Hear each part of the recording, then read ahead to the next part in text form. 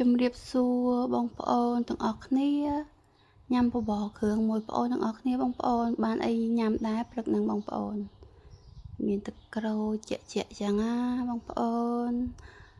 មកញ៉ាំជាមួយបងប្អូនទាំងអស់គ្នាចាវ៉ាវ